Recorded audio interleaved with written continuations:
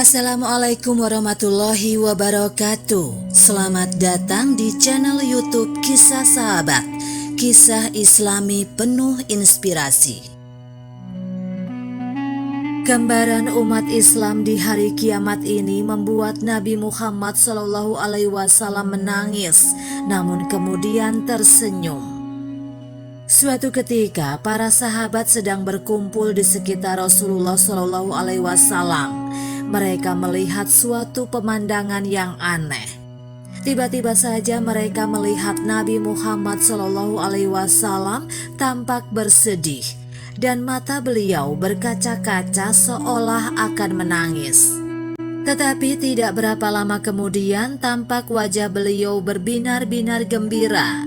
Bahkan beliau tertawa sehingga kelihatan dua gigi seri beliau.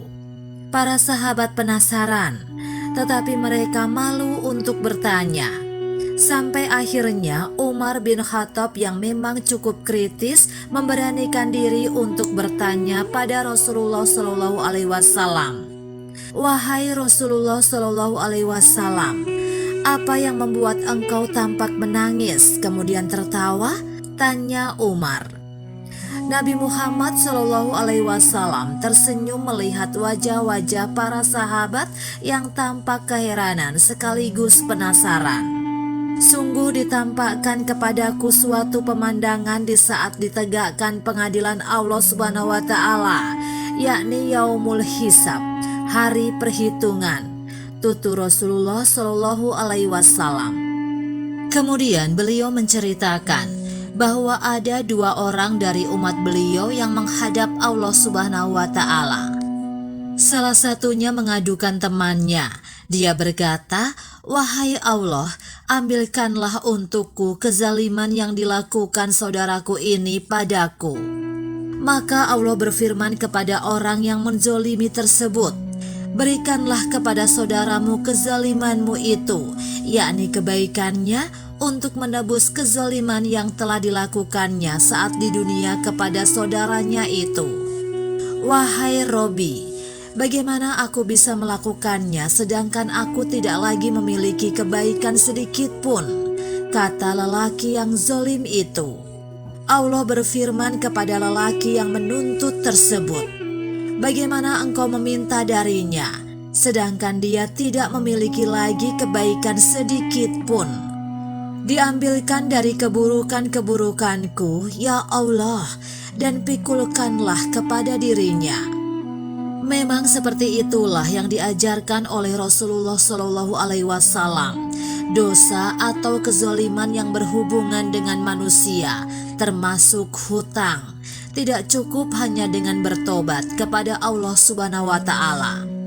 Urusan tersebut harus diselesaikan atau dihalalkan dengan pihak yang bersangkutan ketika masih hidup di dunia.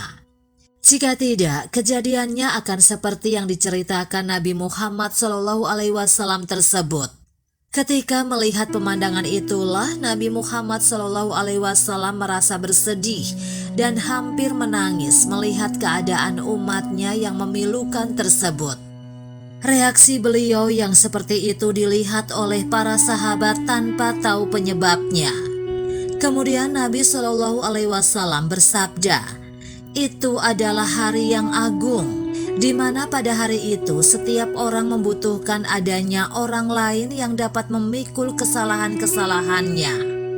Tak lama kemudian Nabi SAW meneruskan cerita beliau bahwa dalam keadaan seperti itu Allah Subhanahu wa Ta'ala berfirman kepada lelaki yang mengajukan tuntutan, "Angkatlah kepalamu dan lihatlah." Lelaki tersebut mengangkat kepalanya dan dia melihat pemandangan yang menakjubkan. Dia diperlihatkan tayangan di semacam televisi raksasa yang membuatnya terpana kagum. "Ya Robi, saya melihat kota-kota yang bangunannya bertahtakan perak dan emas. Untuk nabi yang manakah ini? Untuk orang setia yang manakah ini? Untuk orang syahid yang manakah ini?" tanyanya. Allah berfirman, "Itu semua untuk orang yang mampu membayar harganya." "Siapakah yang mampu membayarnya ya Allah?" Tanya lelaki itu.